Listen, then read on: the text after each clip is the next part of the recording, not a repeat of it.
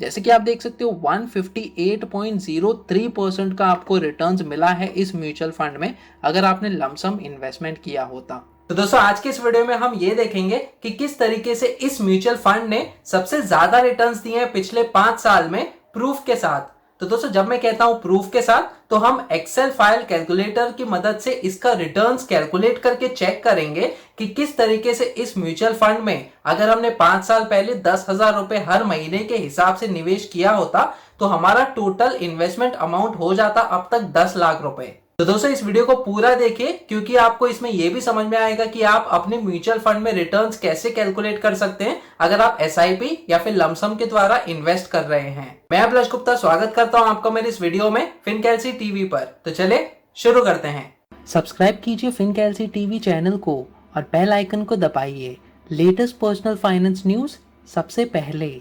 दोस्तों अगर आप इस चैनल पर नए हो तो सब्सक्राइब कीजिए मेरे YouTube चैनल फिनकैलसी टीवी को। वीडियो के नीचे एक लाल कलर का बटन दिख रहा होगा, उस पर क्लिक कीजिए, बेल आइकन पे क्लिक कीजिए ताकि जब भी मैं न्यू वीडियोस पोस्ट करूं तो आपको नोटिफिकेशंस मिलते रहें। दोस्तों इस वीडियो को लाइक भी कीजिए ताकि मेरे वीडियोस आपको YouTube पे रिकमेंड होते रहें। दोस्तों एक सेकंड के लिए इस वीडियो को पॉज कीजिए और गेस कीजिए कमेंट सेक्शन में कि ऐसा कौन सा म्यूचुअल फंड हो सकता है जिसने सबसे ज्यादा रिटर्न्स दिए हैं पिछले 5 साल में। देखते हैं कि आपका गैस सही होता है या नहीं। तो दोस्तों मैं ये नहीं कह रहा कि आपका जो 10,000 रुपए का इन्वेस्टमेंट है वो बढ़ के हो सकता है 2 करोड़ रुपए। भले ही ये रियलिस्टिक है, ये चीज अचीवेबल है कि अगर आप 10,000 रुपए निवेश करते हो तो आपके जो इन्वेस्टमेंट अमाउंट है वो हो सकता है 2 करोड़ रुपए। आपने इन्फोसिस का नाम तो सुना ही होगा। ये माना जाता है कि 1993 में अगर आपने इन्फोसिस के शेयर्स में 10,000 रुपए निवेश किए होते तो 2020 में आपका जो इन्वेस्टमेंट वैल्यू है वो हो जाता 2 करोड़ रुपए। तो दोस्तों मैं ये नहीं कह रहा कि ये रियलिस्टिक नहीं है, अचीवेबल नहीं है, ये 100% अचीवेबल और रियलिस्टिक है। लेकिन दोस्तों इसमें 2 फैक्टर्स हैं, एक है रिस्क और दूसरा है लक। तो दोस्तों जहां तक हम रिस्क की बात करें तो 1993 में जो 10,000 रुपए की वैल्यू थी वो आज की डेट में उसकी वैल्यू जो है वो है 1 लाख रुपए, जो कि कुछ ज्यादा ही बड़ा अमाउंट है। दोस्तों आज की डेट में भी अगर हम देखें तो 1 लाख रुपए एक पर्टिकुलर स्टॉक में निवेश करना थोड़ा सा रिस्क वाली बात होती है दोस्तों। और दूसरी चीज है लक। तो 1993 में जो इन्फोसिस है उसका कुछ भी नाम नहीं था। जितनी बड़ी कंपनी वो आज की डेट में है उतना बड़ा नाम उसका नहीं था 1993 में। तो दोस्तों ये तो सेम चीज हो गई कि अगर मैं आपको ये कहूं कि आप अपना 1 लाख रुपए एक ऐसी कंपनी में डालो आज के डेट में जिसका नाम आपने कभी भी नहीं सुना। तो दोस्तों हम जैसे एवरेज इन्वेस्टर्स को अगर ये पूछा जाता है कि अगर हम 1 लाख रुपए निवेश करने के लिए रेडी हैं आज की डेट में एक ऐसी कंपनी में जिसका नाम हमने कभी भी नहीं सुना, तो दोस्तों ये तो रिस्क वाली बात हो गई। हम बहुत बार सोचेंगे इस रिस्क को लेने से पहले। अब दोस्तों ये सक्सेस स्टोरी बार बार इसलिए आ रही है क्योंकि 1993 में 10,000 रुपए की जो वैल्यू है वो बढ़ के हो गई है 2 करोड़ रुपए 2020 साल में। लेकिन दोस्तों ये कोई भी नहीं कहता कि 1993 में ऐसी हजारों कंपनीज थी जो कि 2020 तक डूब गई हैं और जिनका कोई भी नाम नहीं है। तो अगर हमारा लक खराब होता 1993 में और हमने ऐसी कंपनी में निवेश किया होता अपने 10,000 रुपए तो हमारे पास वो 10,000 रुपए वापस भी नहीं आते 2020 में। तो दोस्तों यही स्टोरी हो सकती है कि अगर आज की डेट में अगर हम 1 लाख रुपए किसी ऐसी कंपनी में डालें जिसका नाम हमने कभी भी नहीं सुना, तो अगर लक हमारे साथ है तो हो सकता है कि वो एक दूसरी इन्फोसिस बन जाए। लेकिन अगर लक हमारे साथ नहीं है तो जैसे हजारों कंपनियों का नाम जो अभी तक हमने नहीं सुना है, हो सकता है कि वो कंपनी डूब जाए और हमारा 1 लाख रुपए भी वापस न आए। तो दोस्तों इन्हीं रीजंस के वजह से हम जैसे एवरेज इन्वेस्टर्स को म्यूचुअल फंड्स में निवेश करना चाहिए। दोस्तों मैं ये नहीं कह रहा कि आपको स्टॉक्स में निवेश नहीं करना चाहिए। हाँ, अगर आपके पास नॉलेज है और आपको पता है कि आपको किस कंपनी में निवेश करना चाहिए तो आपको स्टॉक्स में जरूर निवेश करना चाहिए। लेकिन दोस्तों अगर आपके पास नॉलेज नहीं है कि आपको किस स्टॉक्स में या फिर किस कंपनीज को सेलेक्ट करना चाहिए इन्वेस्टमेंट करते समय, तो दोस्तों बेस्ट डिसीजन यही रहेगा कि हम म्यूचुअल फंड में निवेश करें और म्यूचुअल फंड के जो फंड मैनेजर्स होते हैं उन पे वो डिसीजन डाल दें कि उन्हें कौन से स्टॉक्स चूज करना है अपने पोर्टफोलियो के लिए। जैसे कि मैंने आपको पिछले वीडियो में बताया कि हर एक म्यूचुअल फंड का एक फंड मैनेजर होता है जो कि मैनेज करता है कि उस म्यूचुअल फंड्स में कौन से स्टॉक्स उसे खरीदने हैं और कौन से स्टॉक्स उसे बेचने हैं। तो दोस्तों आप वो वाला वीडियो भी देख सकते हो जिसमें मैंने आपको अच्छी तरीके से बताया है कि म्यूचुअल फंड्स में आप किस तरीके से शुरू कर सकते हो अपना इन्वेस्टमेंट और कैसे आप बेस्ट म्यूचुअल फंड को सेलेक्ट कर सकते हो अपने रिस्क के हिसाब से। उस वीडियो का लिंक मैंने ऑलरेडी डिस्क्रिप्शन सेक्शन में दिया हुआ है। तो दोस्तों जब हम म्यूचुअल फंड्स में निवेश करते हैं तो हमें कोई भी टेंशन नहीं होती कि हमें कौन से स्टॉक्स को सेलेक्ट करके इन्वेस्ट करना है। अब टेंशन की बात जब आती है तो इसमें दो तरीके के इन्वेस्टमेंट होते हैं जब हम म्यूचुअल फंड्स में निवेश करते हैं। एक तो अपना एसआईपी और दूसरा लमसम। एसआईपी यानी कि सिस्टमैटिक इन्वेस्टमेंट प्लानिंग, जिसमें आपका हर महीने एक छोटा सा अमाउंट डिडक्ट होता है और हर महीने आप इन्वेस्ट करते जाते हो उस म्यूचुअल फंड में, जिसका कैलकुलेशन हम देखने वाले हैं आगे इस वीडियो में। और दूसरी चीज जो है लमसम। लमसम में क्या होता है कि एक टाइम ही आप पूरा का पूरा अमाउंट जो आपके पास है वो इन्वेस्ट करते हो एक म्यूचुअल फंड में और फिर आगे वाले महीनों में आप कोई भी अमाउंट इन्वेस्ट नहीं करते हो। इसका मतलब है कि एक ही टाइम में आप अपना जो इन्वेस्टमेंट है वो कंप्लीट कर देते हो और जब आप इन म्यूचुअल फंड्स के यूनिट्स को बेचते हो, अंत में जब आपको इनको बेचना होता है तब आपके रिटर्न्स कैलकुलेट कैसे होते हैं वो भी हम देखने वाले हैं आज के इस वीडियो में। तो दोस्तों बेस्ट डिसीजन यही है कि आप एसआईपी के द्वारा ही निवेश कीजिए म्यूचुअल फंड में, क्योंकि हमें इसमें जो मार्केट के उतार चढ़ाव हैं उसका बेनिफिट मिलता है, जिसे हम कहते हैं रुपी कॉस्ट एवरेजिंग। तो दोस्तों इसका जो बेनिफिट है ये बहुत ही इंपॉर्टेंट है। हमें कोई भी टेंशन लेने की जरूरत नहीं है अगर हम हर महीने एसआईपी के जरिए म्यूचुअल फंड्स में निवेश कर रहे हैं। दोस्तों अगर हमारे पास नॉलेज है तो हम स्टॉक्स में भी निवेश कर सकते हैं एसआईपी के द्वारा, लेकिन जैसे कि मैंने कहा कि अगर हमारे पास नॉलेज है तो अगर हमें पता है कि कौन सी कंपनीज में निवेश करना चाहिए तो हम निवेश स्टॉक्स में भी कर सकते हैं एसआईपी के द्वारा। तो दोस्तों जिन लोगों ने कमेंट सेक्शन में अपना गैस नहीं बताया तो उन लोगों के लिए मैं ये बता देता हूं कि जो म्यूचुअल फंड हम देखने वाले हैं वो है Mirae Asset emerging blue chip fund direct plan. दोस्तों अगर आपका गैस सही था और आपने कमेंट किया इस म्यूचुअल फंड को तो बहुत अच्छी बात है, और जिन लोगों का गैस सही नहीं था तो कोई बात नहीं, एटलीस्ट हमें ये पता चल गया कि ये एक म्यूचुअल फंड है जिसने सबसे ज्यादा रिटर्न्स दिए हैं पिछले 5 साल में। तो दोस्तों कमेंट करके मुझे ये बताएं कि क्या आप पहली बार इस म्यूचुअल फंड का नाम सुन रहे हो या फिर पहले ही ऑलरेडी आपने सुना हुआ है और निवेश करना चाहते हो या फिर ऑलरेडी कर रहे हो। और दोस्तों अगर आपने इस वीडियो को अभी तक लाइक नहीं किया तो प्लीज लाइक कीजिए ताकि ये वीडियो और भी लोगों तक पहुंचे, ताकि उन्हें भी पता चले कि म्यूचुअल फंड में रिटर्न्स कैसे कैलकुलेट होते हैं एक्सेल फाइल कैलकुलेटर को यूज करके। दोस्तों आप मेरा फ्री एंड्रॉइड ऐप फिनकैल्सी डाउनलोड कर सकते हो प्ले स्टोर से, जो कि आपको मदद करेगा आपका इनकम टैक्स कैलकुलेट करने के लिए। इनकम टैक्स के अलावा इसमें बहुत सारी इंडियन सेविंग स्कीम्स के कैलकुलेटर्स भी हैं। दोस्तों ये ऐप एब्सोल्युटली फ्री है और प्ले स्टोर पे ऑलरेडी अवेलेबल है। इसका लिंक मैंने डिस्क्रिप्शन सेक्शन में दिया हुआ है, जहां से आप डाउनलोड करके अपना इनकम टैक्स कैलकुलेट कर सकते हो। तो चलिए दोस्तों बढ़ते हैं अपने एक्सेल फाइल कैलकुलेटर की तरफ। तो दोस्तों जैसे कि आप देख सकते हो इस एक्सेल फाइल में मैंने थोड़े से लेबल्स डिफाइन किए हुए हैं। यहाँ पे मंथ्स का लेबल है, यानी कि 5 साल के जो मंथ्स हैं वो हम यहाँ पे डालेंगे। यहाँ पे एसआईपी का लेबल है, यानी कि हम कितना डिपॉजिट करने वाले हैं एसआईपी के द्वारा इस म्यूचुअल फंड में, वो हम वैल्यू यहाँ पे डालेंगे। दोस्तों यहाँ पे नेव यानी कि नेट एसेट वैल्यू, यानी कि जो हम कहते हैं rate of a mutual fund एक यूनिट का, वो वाला यहाँ पे वैल्यूज आएगा। तो वो मैं दिखाता हूँ कि किस तरीके से हम इस म्यूचुअल फंड का जो नेव है वो निकाल सकते हैं। और दोस्तों यहाँ पे यूनिट्स हम कैलकुलेट करने वाले हैं डिपेंडिंग ऑन अपना डिपॉजिट कितना है और उस म्यूचुअल फंड का उस टाइम के लिए नेव कितना है। दोस्तों एडिशनली हम यहाँ पे लमसम इन्वेस्टमेंट करके भी देखेंगे कि किस प्रकार से एसआईपी और लमसम में हमारे रिटर्न्स हो सकते हैं पिछले 5 साल में इस म्यूचुअल फंड के लिए। तो दोस्तों सबसे पहले मैं मंथ्स का जो वैल्यूज है वो डाल देता हूँ यहाँ पे। तो हम 1 जनवरी 2016 से अपना इन्वेस्टमेंट है वो स्टार्ट करने वाले हैं अगले 5 साल तक के लिए। तो दोस्तों 1 जनवरी 2016 जो है वो हमारा पहला इन्वेस्टमेंट होगा एसआईपी में। फिर हमारा 1 फरवरी 2016 में हमारा सेकेंड एसआईपी जो है वो डेबिट होगा। तो दोस्तों इस प्रकार से हमें 5 साल तक के लिए ये जो मंथ्स है वो मैं जल्दी से एक्सटेंड कर देता हूँ। यहाँ पे पहले साल तक के लिए मैंने एक्सटेंड कर दिया और ये चीज़ मैं 5 साल तक के लिए एक्सटेंड कर देता हूँ जल्दी से। तो दोस्तों जैसे कि आप देख सकते हो 1 दिसंबर 2020 तक जो है आपका 5 साल तक का जो एसआईपी है वो कंटिन्यू रहेगा। तो जैसे कि आप देख सकते हो 1 जनवरी 2016 को आपका पहला एसआईपी था और जो 5 साल के बाद यानी कि 1 दिसंबर 2020 तक आपका 60 जो इंस्टॉलमेंट्स है एसआईपी के वो कंप्लीट हो जाएंगे।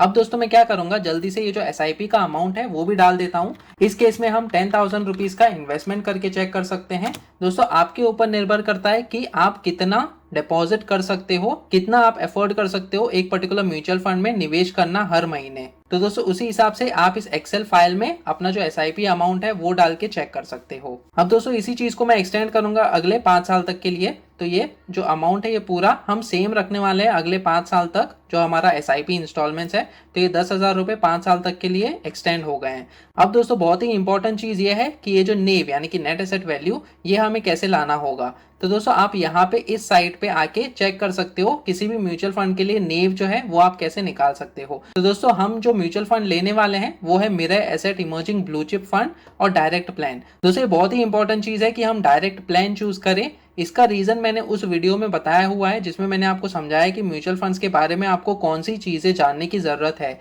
एक तो हमारा डायरेक्ट प्लान होता है और दूसरा रेगुलर प्लान होता है। दोस्तों इन शॉर्ट अगर मैं आपको बताऊं, डायरेक्ट प्लान में कोई भी एजेंट जो है वो इन्वॉल्व नहीं होता है और इसकी वजह से उसकी कोई फीस जो है वो डिडक्ट नहीं होती है आपके रिटर्न्स में से। लेकिन दोस्तों रेगुलर प्लान में थोड़ी सी फीस डिडक्ट होती है एजेंट की, और उसी के हिसाब से आपका जो रिटर्न्स है वो थोड़ा सा कम हो जाता है कंपेयर टू डायरेक्ट प्लान। तो दोस्तों इस केस में हम डायरेक्ट प्लान का एग्जांपल लेंगे, और अगर हम परफॉर्मेंस के सेक्शन में जाएं तो आपको यहाँ पे इसका परफॉर्मेंस दिखेगा दोस्तों।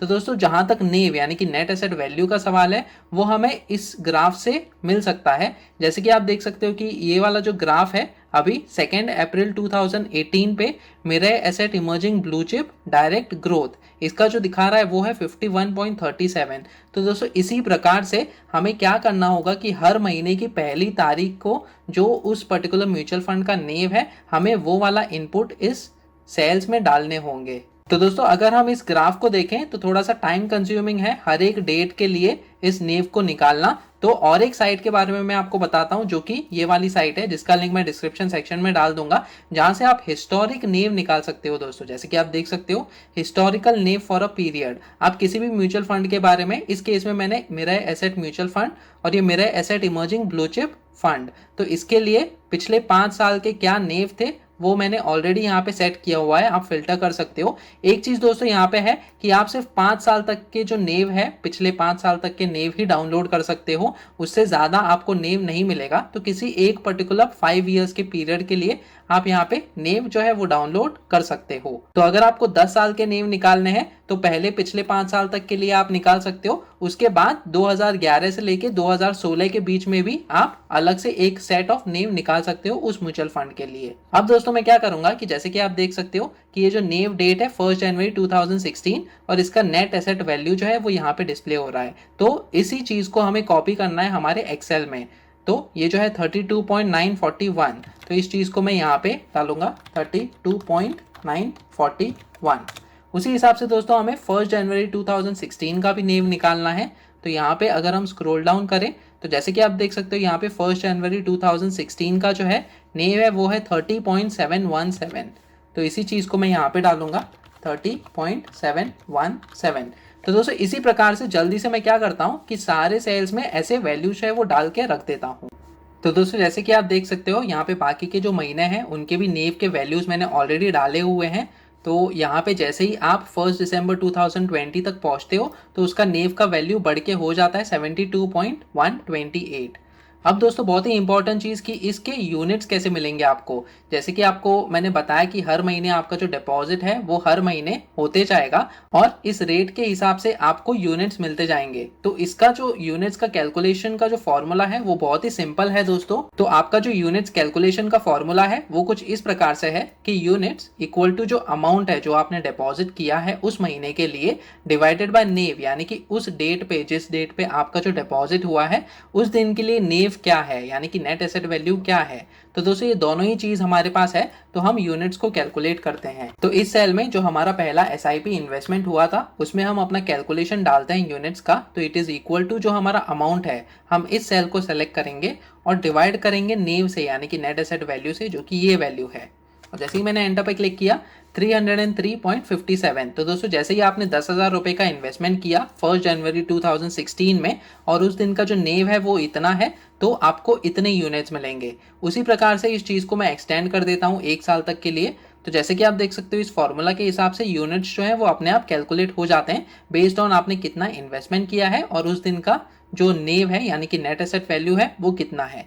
अब दोस्तों इस चीज़ को मैं 5 साल तक के लिए एक्सटेंड कर देता हूँ।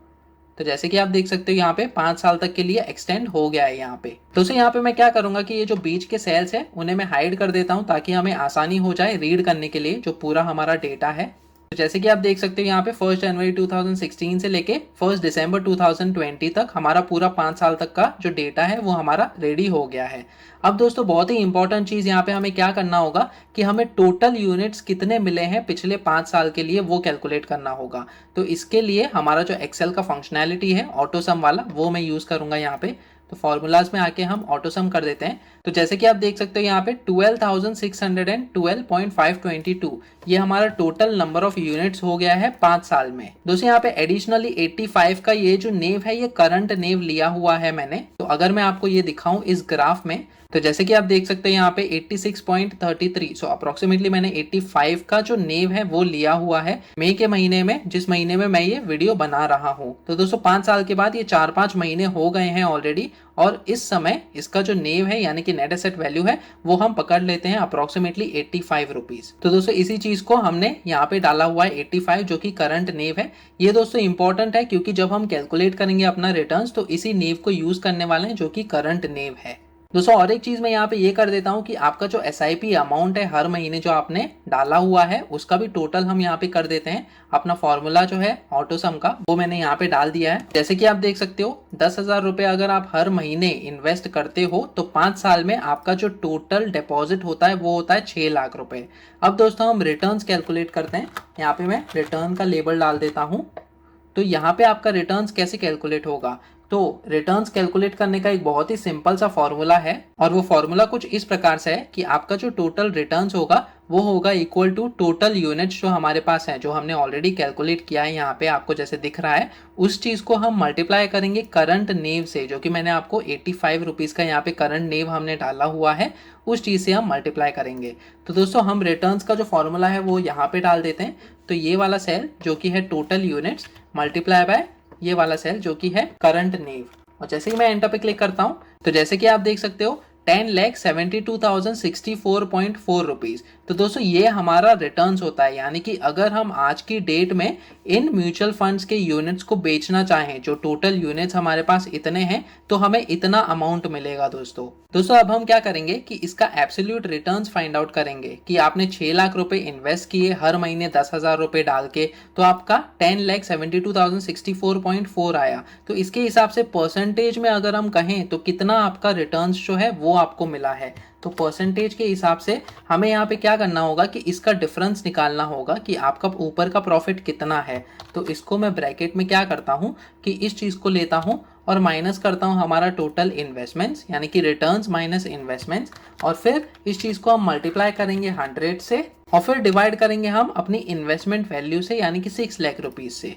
और जैसे ही मैं एंटर पे क्लिक करता हूं, जैसे कि आप देख सकते हो 78.67% का आपका रिटर्न्स हुआ है दोस्तों, अगर आपने 10,000 रुपीज SIP के द्वारा निवेश किया हुआ है इस म्यूचुअल फंड में। तो दोस्तों 78.67 जो परसेंटेज है वो कुछ ज्यादा ही होता है। अगर हम PPF को भी देखें तो PPF भी इतना हमें रिटर्न्स नहीं देता, हालांकि उससे कंपेयर करना सही नहीं होगा क्योंकि वो एक गवर्नमेंट बैक सेविंग स्कीम है और एक गारंटीड स्कीम है, जो कि आपका जो रिटर्न्स है वो गारंटीड होता है। इस म्यूचुअल फंड में ये गारंटी नहीं होती कि 78 ही मिलेगा, हो सकता है कि अगले 5 साल में इससे ज्यादा मिले, यानी कि 80% या फिर 85%, या हो सकता है 90% भी पहुंच जाए, या फिर ये भी हो सकता है कि इससे कम भी मिले, हो सकता है कि 75% या फिर 70% ही रह जाए।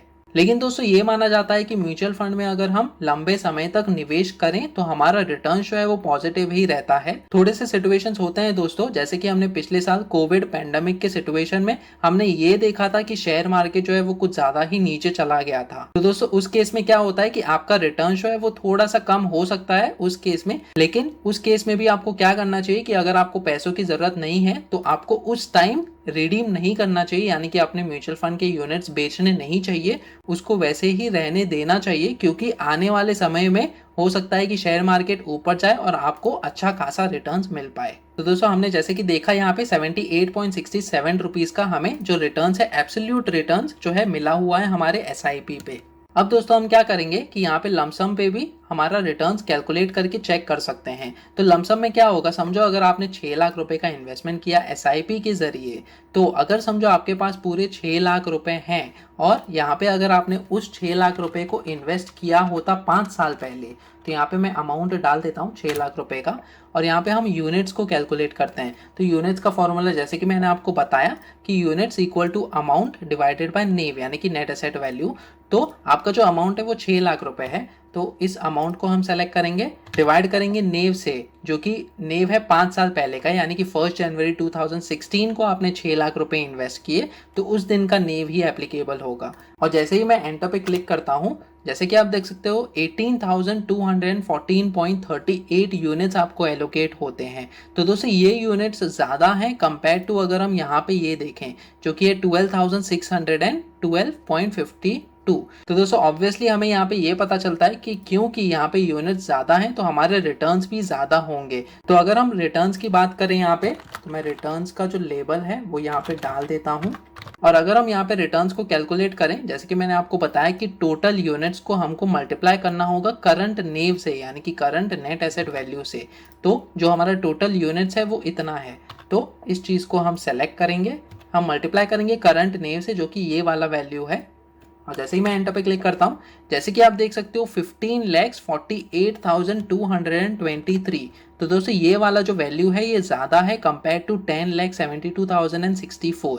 परसेंटेज वाइज अगर हम इसमें देखें एब्सोल्यूट रिटर्न्स को, यहाँ पे 6 लाख रुपीज़ का आपने इन्वेस्टमेंट किया और 5 साल के बाद इसका जो रिटर्न्स आया है वो है 15,48,223। सो परसेंटेज वाइज के लिए हमें पहले डिफरेंस निकालना होगा जो कि होगा आपका टोटल रिटर्न्स माइनस जो हमारा इन्वेस्टमेंट है वो, उस चीज़ को हम मल्टीप्लाई करेंगे 100 से और डिवाइड करेंगे अपने इन्वेस्टमेंट से जो कि है 6 लाख रुपीज़ का।